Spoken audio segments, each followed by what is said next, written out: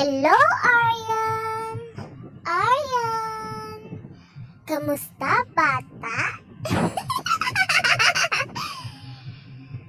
Balita ko, hindi ka nakikinig sa mama at papa mo. Puro cellphone na naman niyang inaatupag mo.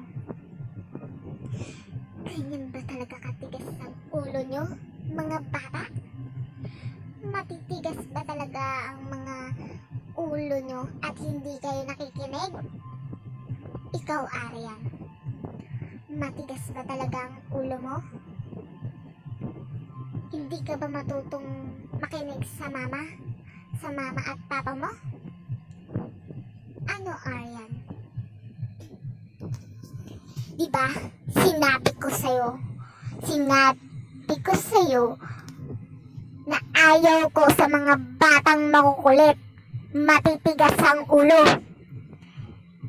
Tingnan mo, lahat ng mga batang makukulit at matitigas ang ulo, kinukuha ko. Naiintindihan mo ba yon, Aryan? Ayoko sa mga batang makukulit at matitigas ang ulo.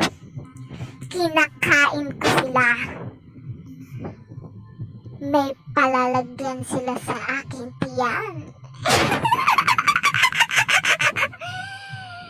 Aryan,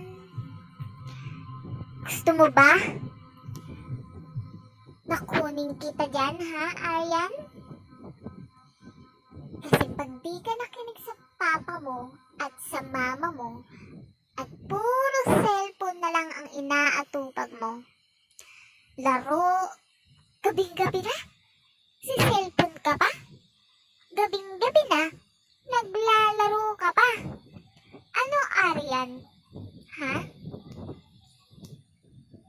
Hindi ka talaga nakikinig sa nanay at tatay mo. Sa mama at papa mo, hindi ka nakikinig. Sadya ba talagang matigas ang ulo mo at makulit? Wala ka na ba talagang pinapakinggan? Ha, Aryan? Pati magulang mo, hindi ka na nakikinig. Kung hindi ka na makikinig sa mama at papa mo, mas mabuti na lang, kunin na lang kita, Aryan. Kakainin lang naman kita pag kinuha kita. Isang tawag lang sa akin ng mama at papa mo, pupunta ako dyan. Lalabas ako dyan sa cellphone na yan. Sa cellphone na hawak-hawak mo. At hawak-hawak ng papa mo at mama mo. Aryan!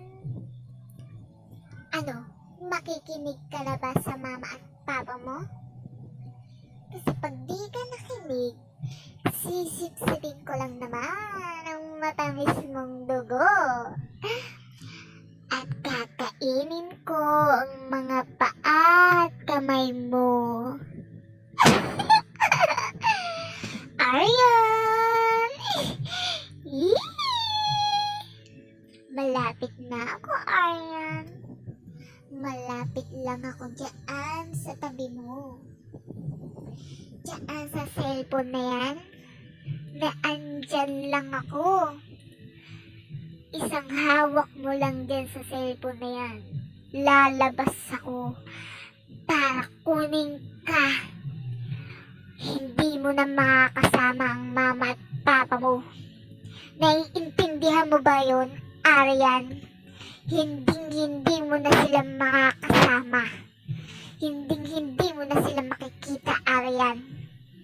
Gusto mo ba yon, Aryan? Kasi pag nasa akin ka na, wala na.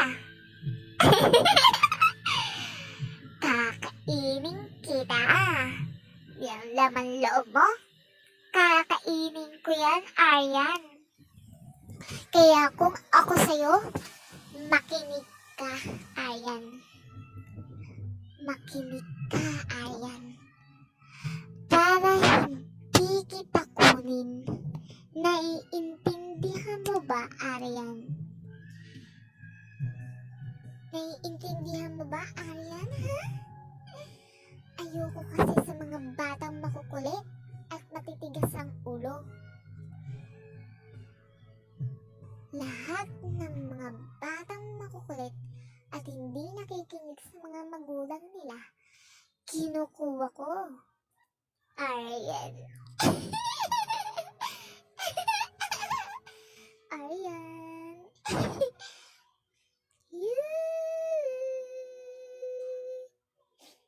Bakit hindi ka magbasa? Magsulat. Magbasa ng A, B, C, D hanggang Z. O magsulat ng 1 to 100. Ayun, mas okay pa yun. Kaysa manood ka or mag-cellphone ka at maglaro. Magsulat ka na lang at magbasa. Para matuto ka agad magbasa at magsulat. Sulat mo pangalan mo. Diba mas okay yun? Matututo kang isulat yung pangalan mo, Arian. Hindi puro laro ang inaatupag. Kasi sa laro na yan, wala kang matututunan. Kaya kung ako sa'yo, magsulat ka na lang at magbasa. Para naman matuto ka. Naiintindihan mo ba ako, Arian? Para matuwa sa'yo ang mama at papa mo. Pag sinabi sa'yo matulog, matulog ka na. Hindi yung gising ka pa at mulat na mulat ka pa, Arian. Diba sinabi na sa'yo matulog, pero mulat na mulat pa yung mga mata mo? Ha, Arian? Sadya ba talagang hindi ka nakikinig? Arian? O baka naman gusto mong kunin na lang kita? Para hindi mo na sila makasama at makita. Gusto mo ba yon, Arian? Madali lang naman akong kausap, bata. Kasi pag kinuha kita, wala na. Hindi mo na sila makikita at hindi mo na sila makakasama. Sinabi na nga kasi sa'yo matulog. Hindi ka natutulog ng maaga. Puro cellphone, puro laro ang inaatupag mo. May natututunan ka ba? Ha, bata? Di ba wala? Kung ako sa'yo, ha, Arian? Matulog ka na. Naiintindihan mo ba yun? O kaya, huwag kang maglaro. Magbasa ka na lang at magsulat. Matututo ka pa. Matutuwa pa sa'yo si mama at papa. At sa tanghali, kumain ka ng gulay. Para healthy ka. Hindi yung puro junk food yung kinakain mo. Hindi yung puro chichirya ang kinakain mo, Arian. Masama yun. Dapat kumakain ka rin ng gulay. Kasi maganda yun sa katawan. Kaya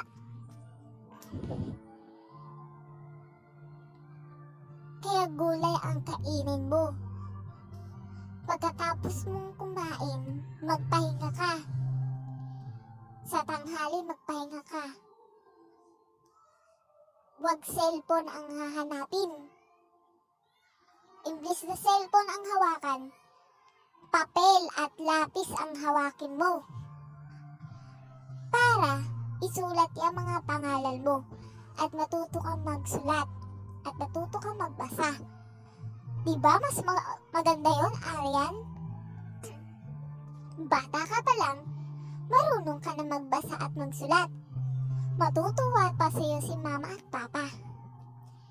Kaya kung ako sa'yo, makikinig na ako, Arian. Naiintindihan mo ba ako? Ha, bata? Kaya ikaw, pag sinabi na sa'yo matulog,